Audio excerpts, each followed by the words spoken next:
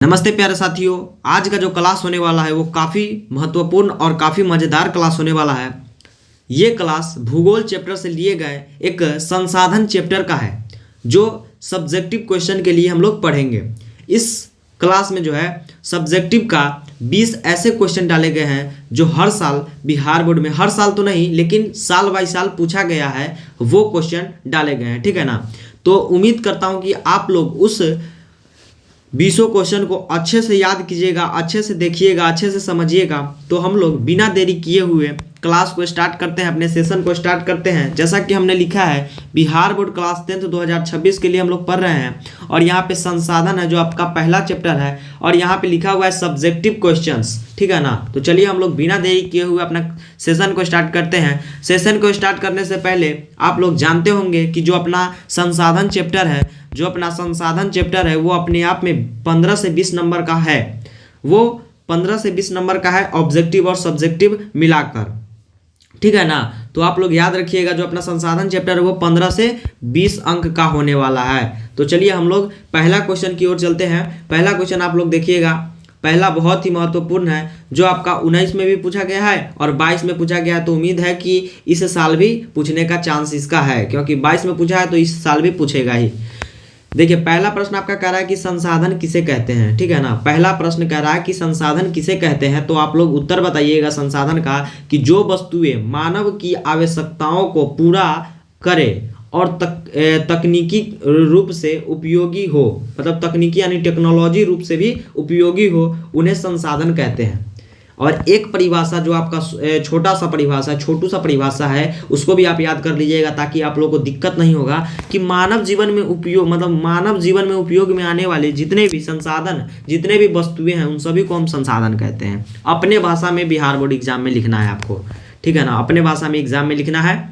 चलिए next question कर रहा है कि यानी 2 नंबर क्वेश्चन कर रहा है कि संसाधनों का वर्गीकरण कितने प्रकार से किया जाता है, नाम लिखिए।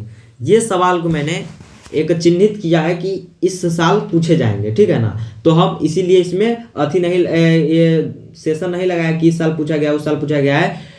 आप लोगों को सिर्फ ये लगाए हैं कि इस साल भी पूछा जाएगा ये। तो क्या कह रहा है कि संसाधनों का वर्गीकरण कितने प्रकार से किया जाता है, नाम लिखिए। तो उत्तर में हम लोग लिखेंगे कि संसाधन का वर्गीकरण यानी संसाधनों का वर्गीकरण मुख्यतः 4 आधारों पर किया जाता है। पहला है प्राकृतिक, मानव निर्मित, मानव संसाधन, नवीकरणीय, अनवीकरणीय, व्यक्तिगत, सामुदायिक, राष्ट्रीय, अंतर्राष्ट्रीय, विकसित, संभावित और भंडारित। ठीक है ना। चलिए अब हम लोग नेक्स्ट क्वेश्चन पे चलेंगे। आपका नेक्स्ट क्वेश्चन कह रहा है 3 नंबर की प्राकृतिक संसाधन किसे कहते हैं, उदाहरण के साथ। यानी ये 2020 में पूछा गया है। चलिए इसका हम लोग उत्तर देखेंगे काफ़ी सरलतम रूप में। कह रहा है कि जो संसाधन प्रकृति से प्राप्त होते हैं उन्हें प्राकृतिक संसाधन कहते हैं। मतलब जो संसाधन प्रकृति द्वारा प्राप्त होता है उसे हम लोग प्राकृतिक संसाधन कहते हैं। जैसे हम लोग पानी पीते हैं ना, जल, तो जल हो जाएगा। भूमि पर खेती करते हैं, भूमि पर रहते हैं, भूमि हो जाएगा। वन से हम लोग काफ़ी सारे संसाधन का उपयोग करते हैं। यहाँ पे खनिज हो गया। चलिए ये सब याद कर लीजिएगा आप लोग, काफ़ी महत्वपूर्ण है। और यहाँ पे है 4 नंबर क्वेश्चन आपका कह रहा है कि मानव निर्मित संसाधन क्या है। मानव निर्मित क्या है पता है आप लोग को। मानव निर्मित जो है अपने भाषा में लिखिएगा कि मानव निर्मित वैसा संसाधन होता है जो मानव के द्वारा निर्माण किया गया होता है। ठीक है ना। मानव संसाधन अगर कहेगा मानव निर्मित यानी मानव के द्वारा बनाया गया संसाधन, जैसे कि मोटरसाइकिल हो गया, पुल हो गया, सड़क हो गया, मशीन हो गया, बहुत सारे ऐसे टेक्नोलॉजिक चीज है कि जो मानव बनाया है। ठीक है ना। तो ये कह रहा है कि मानव निर्मित संसाधन क्या है और 2 उदाहरण भी आप लोग लिखिएगा। चलिए हम लोग देखेंगे कह रहा है कि मानव द्वारा बनाए गए संसाधन मानव निर्मित संसाधन कहलाता है। जैसा कि उदाहरण में दिया गया है कि सड़क, पुल, मशीन में बहुत सारे मशीन आते हैं। देखिए अब हमारा आ जाता है 5 नंबर क्वेश्चन, नवीकरणीय संसाधन किसे कहते हैं। ये 2024 में भी पूछा गया है। तो ये VVI क्वेश्चन हो गया कि 2024 में पूछा है तो ये पूछेगा, देख सकते हैं यहाँ पे 2022 में पूछा है तो एक साल गैप करके 2024 में पूछ दिया है, तो फिर 2024 में पूछा है तो एक साल गैप करके 2026 में पूछने का चांस है इसका। तो आप लोग इसको रट लीजिएगा, MTR लगा लीजिएगा, ठीक है ना। रटने की क्या बात है, हमसे जो पढ़ लेगा ना बच्चा, हमसे जो पढ़ लेगा उसको रटने की कोई जरूरी नहीं है, बस वो समझ ले वही काफ़ी है उनके लिए, ठीक है ना। समझ लीजिए, बढ़िया से सुन लीजिए क्या मैं बोल रहा हूँ, ठीक है ना। देखिए कह रहा है कि जो संसाधन बार बार उपयोगी के बाद फिर बन जाते हैं, जैसे कि वैसे संसाधन, हम लोग अपने भाषा में लिखेंगे कि वैसे संसाधन जो मतलब बार बार उपयोगी में आता है, जैसे उसको हम लोग एक बार उपयोग कर लिए फिर वो उपयोगी में आता है, ठीक है ना। तो पुनः पूर्ति योग्य संसाधन को ही हम लोग नवीकरणीय संसाधन कहते हैं, याद रखिएगा मेरे भाई। जैसे कि सूर्य हो गया, सौर ऊर्जा हो गया, सौर ऊर्जा ये क्या है, मतलब सुबह में फिर मिलता है, फिर रात हो जाता है, फिर कल होकर मिलता है कि नहीं मिलता है ना। बस उसी प्रकार पवन भी हमेशा मिलता रहता है, मतलब हवा भी हमेशा चलता रहता है, ऊर्जा भी। चलिए अब हम लोग है ना, अब हम लोग 6 नंबर क्वेश्चन पे यानी कि 6 नंबर क्वेश्चन पे चलते हैं ना।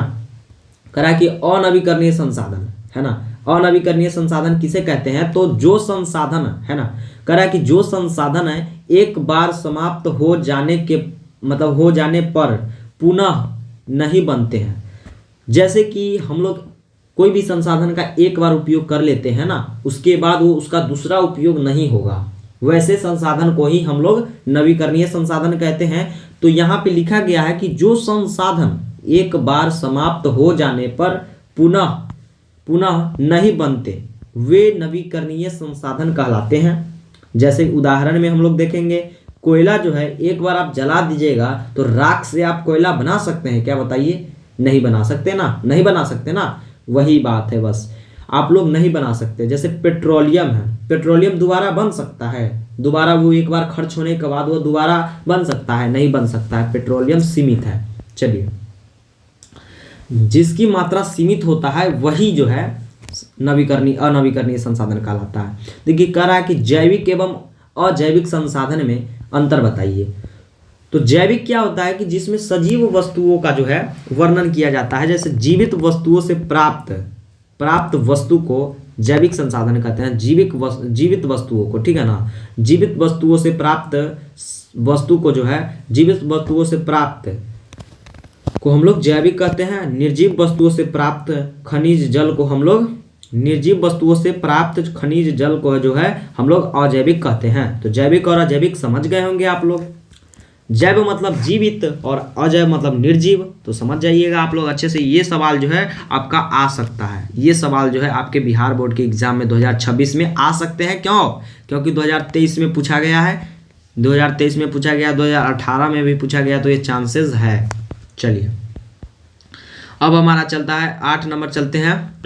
कह 8 नंबर है ना, 8 नंबर संभावित संसाधन किसे कहते हैं। तो वैसे संसाधन जिसे उपयुक्त तकनीक के आधार पर उपयोग में लाए जाने की संभावित है, मतलब संभावना है, उसे हम लोग संभावित संसाधन कहते हैं। जैसे कि यहाँ पे लिखा गया है, जो संसाधन किसी क्षेत्र में उपलब्ध है, जो संसाधन किसी क्षेत्र में उपलब्ध है लेकिन अभी उपयोग में नहीं लाए गए हैं।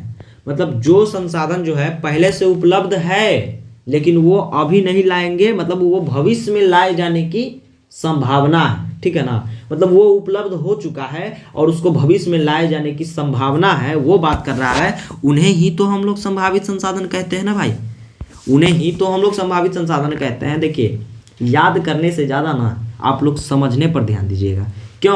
क्योंकि एसएसटी ऐसा विषय है ना, एसएसटी एक ऐसा विषय है जिसमें आप रट नहीं सकते हैं, आपको समझना होगा। कितना भी आप लोग पढ़ते हैं ना तो आपको बिना समझे हुए इसका सॉल्यूशन नहीं मिल सकता है। आपका 9 नंबर सवाल कर रहा है, 9 नंबर सवाल कर रहा है, 1 मिनट रुक जाइए। हाँ चलिए, अरे संसाधन संरक्षण की आवश्यकता क्यों है। जो संसाधन संरक्षण है वो क्यों आवश्यकता है। देखिए संसाधन अगर संरक्षण नहीं रहेगा तो हम लोग जीवित भी नहीं रहेंगे। जैसे कि आज के युग में जो है बहुत सारे पेड़ पौधे को काटा जा रहा है, लेकिन ये आने वाले दिन के लिए खतरा का एक घड़ी होने वाला है, ठीक है ना। यह अशांति का एक प्रकोप होने वाला है। काहे कि हम लोग वृक्ष से ही, पेड़ पौधे से ही सांस लेते हैं, या फिर कोई भी चीज़ के खाना पीना भी खाते हैं तो उसी से ना, वृक्ष से ना, मतलब जैसे कि हो गया, बहुत सारे ऐसे चीज़ है जो हम लोग को वन से, बहुत सारे ऐसे संसाधन हैं जो हम लोग बचाना चाहिए। जल भी खत्म हो सकता है, तो उसको हम लोग संरक्षण करना चाहिए कि संसाधन संरक्षण की आवश्यकता क्यों है। ओ मतलब यहाँ पे जो है यहाँ पे डबल क्वेश्चन को डाल दिया है, यहाँ पे उत्तर नहीं डाला गया है। तो हम आपको बता दें कि संसाधन संरक्षण आवश्यक है, क्योंकि आने वाले दिन के लिए अगर हम लोग संसाधन संरक्षण नहीं करेंगे तो आने वाले दिन के लिए खतरा है। इसीलिए हमें संसाधन संरक्षण की आवश्यकता है। ऐसे लिख दीजिएगा आप लोग, ठीक है ना। ये 2022 में पूछा गया है, इसको देखिए आप लोग समझ जाइए सिर्फ। चलिए करा है नेक्स्ट क्वेश्चन, करा है कि 10 नंबर क्वेश्चन करा है कि संसाधनों का अंधाधुंध उपयोग क्यों हानिकारक है। भाई बहुत हानिकारक है। संसाधन का आप अंधाधुंध उपयोग करिएगा, बिना काम के नल का जल खोल के छोड़ दीजिएगा तो उसका हानिकारक ही दुष्प्रभाव नहीं पड़ेगा। यहाँ पे पानी का वेस्ट कीजिएगा तो बाद में आपको पीने के लिए नहीं मिलेगा, ठीक है ना। 2% पानी ही शुद्ध है, मीठा जल है, ठीक है ना, अपने पूरा में। देखिए जैसे कि यहाँ पे देख सकते हैं, अभी बहुत सारा क्वेश्चन है, आप लोग आराम से देखिए। अभी 10 नंबर क्वेश्चन हम लोग पढ़ रहे हैं। अभी देखिए क्या कह रहा है कि संसाधनों का अंधाधुंध उपयोग क्यों हानिकारक है। तो हम लोग पढ़ेंगे कि अंधाधुंध उपयोग से संसाधन समाप्त होते हैं, ठीक है ना। अंधाधुंध उपयोग कीजिएगा तो संसाधन समाप्त होने की कगार पर आ जाएगा और पर्यावरण असंतुलित पैदा होती है। जैसे कि जो पर्यावरण होता है वो असंतुलित हो जाएगा और हम लोग जीवित नहीं रह पाएंगे।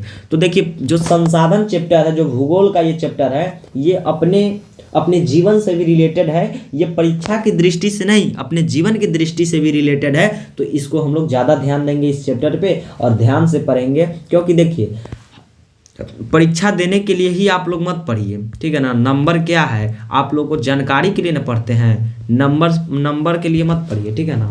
आप लोग अपने जानकारी के लिए पढ़िए, जानकारी जितना रहेगा आप लोगों को उतना अच्छा होगा, ठीक है ना। चलिए कह रहा है कि सतत विकास से आप क्या समझते हैं। तो वैसे संसाधन जो वर्तमान पीढ़ी के साथ साथ भावी पीढ़ी को भी ध्यान में रखकर किया जाता है, उसे ही तो हम लोग सतत विकास कहते हैं। जैसे कि यहाँ पे लिखा गया है, ऐसा विकास जो वर्तमान की ज़रूरतें पूरी करे और भविष्य की ज़रूरतों से समझौता न करे, सतत विकास तो कहलाता है। ये किताबी भाषा है, लेकिन हम जो बोले हैं वो मेरा दिमाग का भाषा है कि वैसे संसाधन जो वर्तमान पीढ़ी के साथ साथ, यानी कि वर्तमान समय के साथ साथ भावी यानी कि भविष्य की पीढ़ी का भी ध्यान में रखकर किया जाता है, यानी कि उससे भी समझौता कर किया जाता है, उसे ही तो सतत विकास कहते हैं ना। तो आप लोग याद रखिएगा सतत विकास किसे कहते हैं, काफ़ी इम्पोर्टेंट है। ये जो है आपका 19 में भी और 20 में भी पूछा गया है। चलिए आपका 11 नंबर क्वेश्चन कह रहा है, 11 नंबर क्वेश्चन कह रहा है कि 12 नंबर ना, 11 नंबर हो चुका है, 12 नंबर कह रहा है कि भूमि उपयोग से आप क्या समझते हैं। भूमि उपयोग से आप क्या समझते हैं। तो भूमि उपयोग तो हम लोग बहुत कार्य में करते हैं ना। जैसे कह रहा है कि भूमि का विभिन्न कार्यों, जैसे कृषि करते हैं, उद्योग लगाते हैं, आवास रहते हैं, और उपयोग कई सारे उपयोग जो हैं हम लोग भूमि पे करते हैं। हम लोग का सारा जीवन यापन भूमि पर ही होता है। तो हम लोग लिखेंगे कि भूमि का विभिन्न कार्यों जैसे कृषि, उद्योग, आवास में उपयोग को भूमि उपयोग कहते हैं। चलिए नेक्स्ट क्वेश्चन, 13 नंबर सवाल आपका कह रहा है कि भारत में भूमि उपयोग को प्रभावित करने वाले कारक कौन कौन से हैं। ये 2022 में पूछा गया है, इम्पोर्टेंट है, VVI है। आप लोग देख लीजिएगा, इसको भी समझ लीजिएगा। चलिए इसको हम लोग समझते हैं, क्या कह रहा है, कारक है, ठीक है ना। कारक है जैसे कि जनसंख्या है, तकनीक है, भौगोलिक दशा है, संस्कृति है, आर्थिक विकास है, ठीक है ना। चलिए हम लोग नेक्स्ट क्वेश्चन पे चलते हैं। कह रहा है नेक्स्ट क्वेश्चन कि भूमि निम्नीकरण क्या है। भूमि निम्नीकरण क्या है? तो भूमि की उपजाऊ शक्ति का ह्रास होना भूमि निम्नीकरण कहलाता है। मतलब भूमि का उपजाऊ कम हो जाना, जो उसका शक्ति है वो निम्न हो जाता है, उसी को तो हम लोग भूमि निम्नीकरण कहते हैं ना। जैसे कि हम लोग समझेंगे कि भूमि का उपजाऊ शक्ति का ह्रास होना मतलब कम होना भूमि का निम्नीकरण कहलाता है मेरे भाई। याद रखिएगा, आप लोग याद रखिएगा। चलिए 15 नंबर सवाल आपका कह रहा है कि भूमि संरक्षण के 2 उपाय लिखिए। क्या कह रहा है कि भूमि संरक्षण के 2 उपाय लिखिए।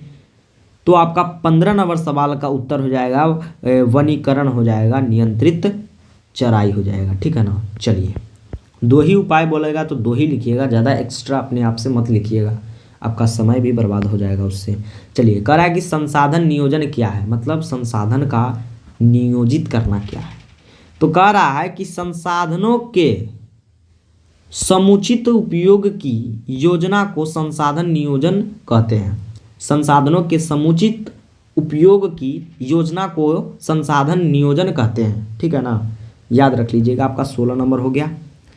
17 नंबर क्वेश्चन का रहा है। 17 नंबर क्वेश्चन का रहा है कि संसाधन नियोजन की आवश्यकता क्यों है। ये 2022 में पूछा गया है, यानी कि ये इम्पोर्टेंट है, तो आप लोग ध्यान दीजिएगा, थोड़ा अच्छा से समझिएगा। कह रहा है कि संसाधन नियोजन आवश्यक है ताकि संसाधनों का समान वितरण और सतत विकास हो सके।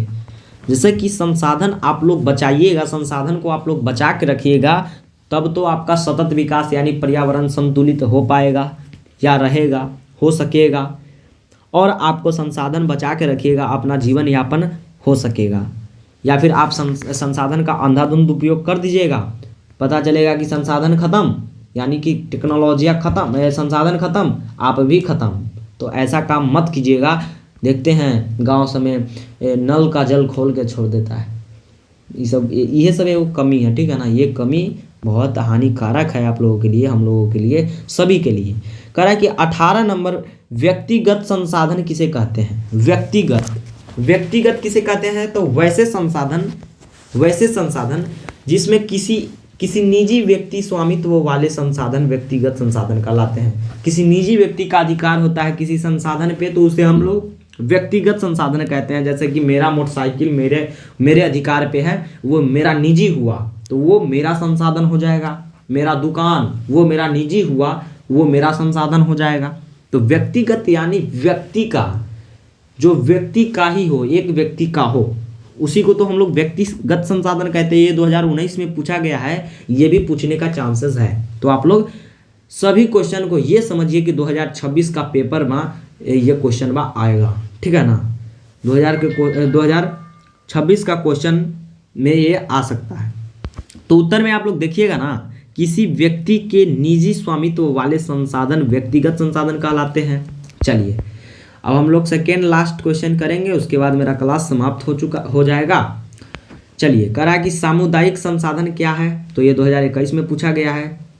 कह रहा है कि सामुदायिक संसाधन जो संसाधन समुदाय के सभी लोगों के लिए होते हैं। जैसे कि सामुदायिक संसाधन समझिएगा, कह रहा है कि वैसे संसाधन जिसमें समाज के सभी वर्ग के लोगों का अधिकार होता है वो संसाधन पे, उसे ही तो हम लोग सामुदायिक संसाधन कहते हैं। जैसे कि हम लोग उदाहरण में देख लेंगे कि सरकारी विद्यालय जो होता है वो हो गया, आंगनवाड़ी हो गया सरकारी, और पंचायत हो गया, ये सब जो है, जो सरकारी भवन होता है, ये सब हो गया आपका सामुदायिक, जो उसमें समाज के सभी वर्ग लोग जो है भाग लेते हैं, उसमें उसका सब अधिकार होता है, वही तो सामुदायिक हो गया ना मेरे भाई।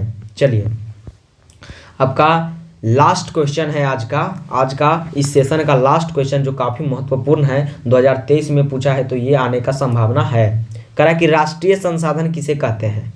राष्ट्रीय संसाधन किसे कहते हैं? तो वैसा संसाधन जो अपने राष्ट्र के लिए हो, वही संसाधन राष्ट्रीय संसाधन कहते हैं। जैसे कि जो संसाधन पूरे देश के अधिकार में हो, वे संसाधन जो देश के पूरे अधिकार में होते हैं वे राष्ट्रीय संसाधन कहलाते हैं। याद रखिएगा, आप लोग याद कर लीजिएगा।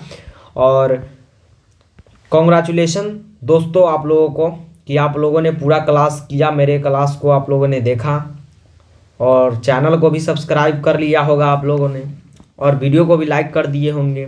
और आप लोग ये सोच रहे होंगे कि भैया ये 10,000 यानी कि 10K क्यों लिखे हैं, आप लोग सोच रहे होंगे ना। देखिए ये जो चैप्टर अभी हम पढ़ाए हैं ना, काफ़ी महत्वपूर्ण चैप्टर है। और मैं ये चाहता हूँ कि इस वीडियो पे ना 10,000 व्यूज आए, ठीक है ना। यानी कि 10,000 व्यूज़ इस पे जाना चाहिए, ठीक है ना। इतना मेहनत कर रहे हैं, दिन रात करके बना रहे हैं कंटेंट, उसके बाद फिर वीडियो बना रहे हैं, इतना मेहनत कर रहे हैं। हमको पता है आप लोग फालतू का बकवास नहीं सुनते हैं, लेकिन एक रिक्वेस्ट सुन लीजिए कि आप लोगों के थोड़ा सा सपोर्ट के वजह से ये वीडियो वायरल हो सकता है। आप लोग जितने भी बच्चे देख रहे हैं, जितने भी मेरे भाई देख रहे हैं, सभी लोग अपने स्टोरी में लगाइए, अपने दोस्तों को शेयर कीजिए, इसको लाइक कीजिए, ज़्यादा से ज़्यादा इसको वीडियो को देखिए, ये अपने आप वायरल हो जाएगा, ठीक है ना। अपने आप 10K क्या ही 1 मिलियन भी जा सकता है। तो प्लीज़ इस वीडियो को काफ़ी से काफ़ी वायरल, ज़्यादा से ज़्यादा वायरल कीजिए, ताकि मैं और भी ऐसा वीडियो लेकर आप लोगों के बीच आता रहूं और मेरा मनोबल भी बढ़े, ठीक है ना। तो आप लोग इस वीडियो का जो है शेयर पे टिप के शेयर पे क्लिक कीजिएगा, शेयर पे क्लिक करके, और आप लोग अपने स्टोरी में ज़रूर लगाइएगा और लिख दीजिएगा बगल में कि वीडियो ज़रूर देखें, ठीक है ना। चलिए, और आप लोग 100 को सब्सक्राइबर जल्दी जल्दी कंप्लीट करवाइए यार, क्या आप लोग भी 100 सब्सक्राइबर जल्दी जल्दी कंप्लीट करवाइए। चलिए, अब हम लोग मिलते हैं नेक्स्ट वीडियो में। तब तक के लिए इतना ही आप लोगों के लिए काफ़ी है। तब तक के लिए इसको रिवीजन करिए। कल वाले वीडियो में जो है, या फिर शाम में जो आपको वीडियो मिलेगा, वो काफ़ी महत्वपूर्ण वीडियो होने वाला है। उसका मैं अपडेट आप लोगों के पास दे दूंगा, ठीक है ना। तब तक के लिए इतना ही काफ़ी है। आप लोग हंसते रहिए, मुस्कुराते रहिए, पढ़ते रहिए और खुश रहिए अपने जीवन में।